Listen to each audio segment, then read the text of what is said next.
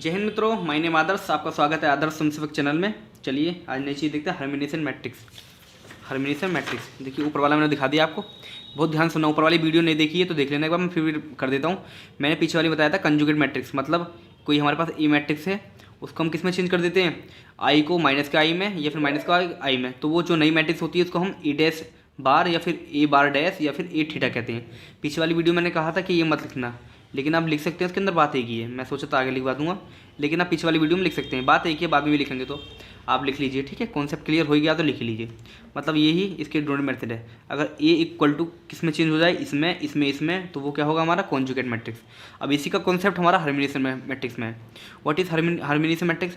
हार्मोनिशन matrix में देखिए क्या है, कोई हमारे पास ए मैट्रिक्स दिए, हमसे कहा जाएगा कि इसको हार्मोनिशन मैट्रिक्स में चेंज कर दीजिए, हार्मोनिशन मैट्रिक्स में चेंज कर दीजिए। और चेंज करने के बाद अगर वो मैट्रिक्स जो हमारे पास आएगी हार्मोनिशन वाली, मतलब जो मैट्रिक्स हमारे पास आएगी, अच्छा हार्मोनिशन में चेंज करने का मतलब देखो मैं बताता हूँ। हमारे पास कोई ए मैट्रिक्स हमको दी हुई है, मान लीजिए कोई मैट्रिक्स है, अभी ये बार है, बार को छोड़िए, हमारे पास ए मैट्रिक्स है। बार दिखना, बार मतलब क्या, आई को माइनस के आई में चेंज कर दिया बस, तो बार लग गया, बस यही है। तो हमारे पास कोई ए मैट्रिक्स है, उसमें आप उसको क्या बना दीजिए, ए थीटा बना दीजिए। ए थीटा मतलब ए ट्रांसपोज का बार या फिर ए बार का ट्रांसपोज या फिर ए डैश, बात एक ही है ना। उसमें मतलब कंजुगेट कर दीजिए, उसका क्या कर दीजिए, कंजुगेट कर दीजिए। और वो जो कंजुगेट करने के बाद जो मैट्रिक्स आएगी वो क्या होगी हमारे पास, ए थीटा, ये ए टी डैश या ए डैश टी, ये सब होगी एक ही चीज़ें सारी। और वो जो नई मैट्रिक्स आएगी वो किसके इक्वल होनी चाहिए, जो हमारी मैट्रिक्स थी ए, मतलब ए से हमने जो चेंज किया है वाली मैट्रिक्स चेंज करने के बाद भी सेम किसकी तरह होनी चाहिए, ए के साथ। अगर ऐसा हमको घटना या फिर फिनोमेना देखने को मिलता है तो वो फिनोमेना, वो जो मैट्रिक्स होगी, तो हम कह सकते हैं A equal to A theta equal to क्या हो गया, हार्मोनिशन मैट्रिक्स। बात एक ही है ना, मैंने पीछे वाली वीडियो में बता दिया है। अब देखिए पीछे वाला मैं एग्जाम्पल लेता हूँ, ये वाले एग्जाम्पल को लिख सकते हैं आप, इसी वाले को लिख लीजिए। देखिए हमारे पास कोई ए मैट्रिक्स थी, ये थी। अब हमने क्या करना, इसका हमें पहले हमको कहा कि आप सिद्ध कीजिए कि ये मैट्रिक्स हार्मोनिशन मैट्रिक्स है, ठीक है, ये कह दीजिए। तो हमको अब इसमें किस में चेंज करना है, इसको हम ए डैश बार में या ए बार डैश, बार मतलब टी बात है कि, या फिर ए थीटा, थीटा का मतलब क्या है, डैश बार या फिर बार डैश। अच्छा बार डैश का मतलब क्या है, बार का मतलब तो यह है यहाँ पर कि आई को माइनस के आई में या फिर माइनस के आई को आई में चेंज करिए। और डैश का या टी का मतलब क्या है, इसको ट्रांसपोज कर दीजिए। अच्छा ऊपर नीचे भी है वो ट्रांसपोज, मतलब दोनों अलग अलग है, मतलब बात एक ही है। आप पहले बार में चेंज करिए, बार मतलब क्या, पहले आई को चेंज कर लीजिए और उसके बाद क्या कर दीजिए, उसका ट्रांसपोज कर दीजिए, रो को कॉलम में, कॉलम को रो में, या फिर पहले आप कॉलम को रो में चेंज कर दीजिए, उसके बाद क्या कर दीजिए, आई को रिप्लेस कर दीजिए माइनस के आई से, ठीक है, उसको ए थीटा में। मतलब बात एक ही है, पहले कोई सा भी काम कर दीजिए आंसर सेम आएगा। तो वो करने के बाद जो इसकी इक्वल होगी वो पूरी क्या होगी, हार्मोनिशन मैट्रिक्स हम कह सकते हैं, हार्मोनिशन मैट्रिक्स। अब जैसे कि ये मैट्रिक्स हमको ए दी हुई है, ठीक है, इसको हम लिख सकते हैं, कोई दिक्कत नहीं, ठीक है, अगर इक्वल आएगी तब, ठीक है, देखेंगे आएगी तब। ये दी है तो इसको हमें किस में चेंज करना, ए डैश बार में। तो पहले बार कर दीजिए, डैश बार, कोई भी बात है, कुछ भी कर दीजिए। चलिए हम पहले आई को चेंज करते हैं, पहले हम इसको ए बार में कन्वर्ट करते हैं।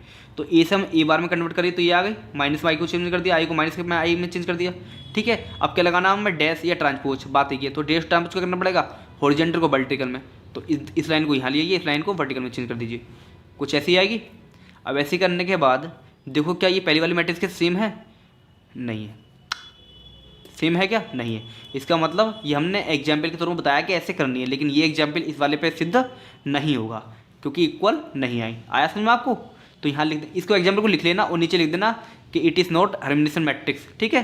राइट क्या होगा, आगे हम न्यूमेरिकल में करवाऊंगा सब, मैंने कहा ना 60-70 न्यूमेरिकल कराऊंगा, तो उसके अंदर ये वाला भी कवर मैं करवा दूंगा। अभी आप कॉन्सेप्ट सीख से जाइए, ठीक है। चलिए तो आपको समझ में आया, इट इज़ हार्मोनिशन मैट्रिक्स, समझ में आ गया, ओके।